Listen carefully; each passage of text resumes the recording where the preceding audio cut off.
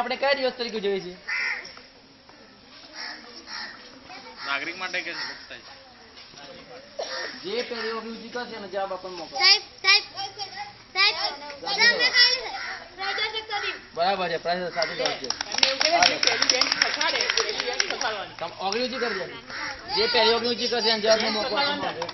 આગળ, ભારતમાં દરેક વ્યક્તિને કેટલી ઉંમરે મત આપવાનો અધિકાર આપવામાં આવે છે? મતદાન. સાચો જવાબ છે, 18 વર્ષે.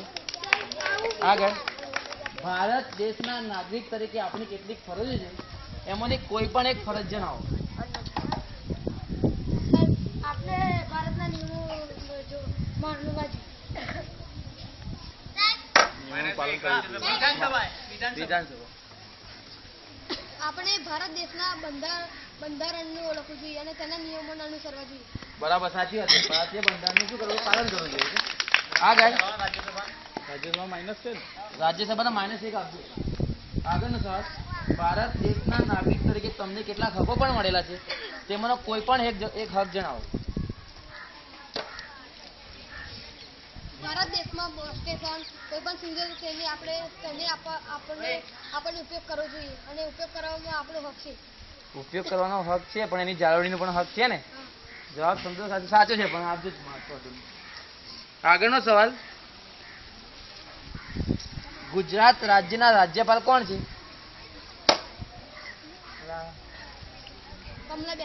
ડોક્ટર કમલા મેળવ્યો. બરાબર, સાચો જવાબ છે. આગળનો સવાલ, મતદાન મથક ઉપર મતદાન ગેરરીતિપૂર્વક થઈ રહ્યું છે. કઈ રીતના ગેરરીતિપૂર્વક? એટલે કે ચીટિંગ થાય છે. તો તમે કયા નંબર ઉપર તેની ફરિયાદ નોંધાવશો? બરાબર છે, 1950. ઓકે, આગળનો સવાલ, મતદાનની તારીખના રોજ મતદાન પૂર્ણ થવાના સમયથી કેટલા સમય અગાઉ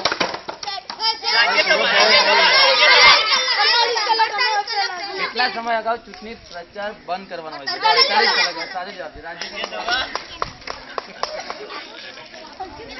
ભારતની ચૂંટણી પ્રક્રિયામાં ભારતની ચૂંટણી પ્રક્રિયામાં સૌથી અગત્યનું કોણ? ભારતની ચૂંટણી પ્રક્રિયામાં સૌથી અગત્યનું કોણ?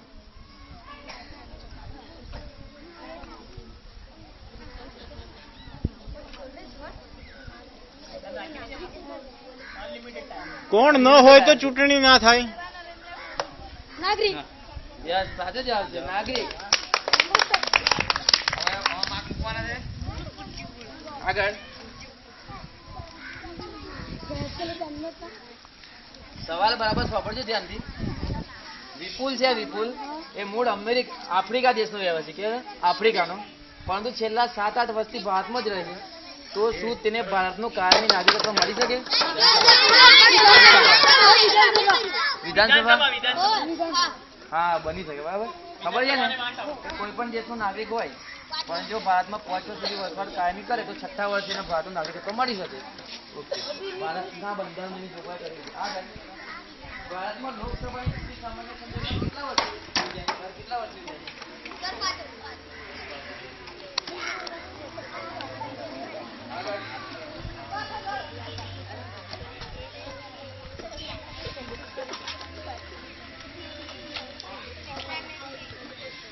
આપણા દેશમાં સંસદના નીચલા ગૃહને શું કહેવાય?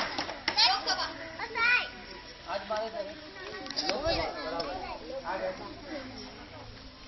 હાલમાં ભારતનું ચૂંટણી પંચ કેટલા સભ્યોનું બનેલું છે? વિધાનસભા. આગળ, રાષ્ટ્રીય મતદાર દિવસ ક્યારે ઉજવાય? 25મી જાન્યુઆરી 1950.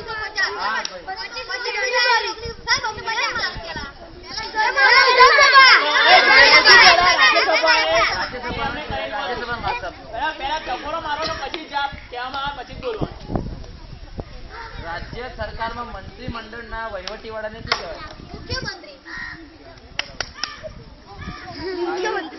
હાલમાં ભારતના રાજ્યસભાના અધ્યક્ષ કોણ છે?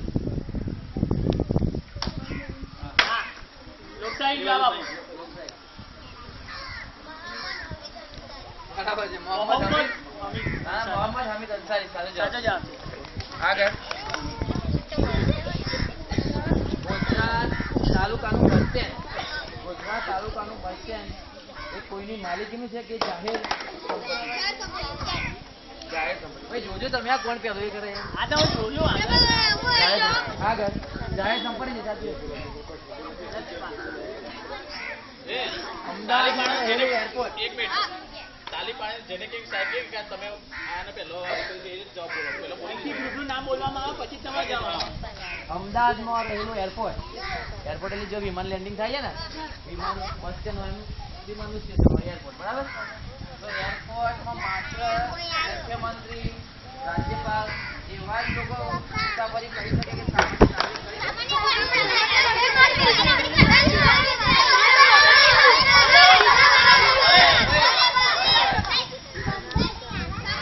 આગળ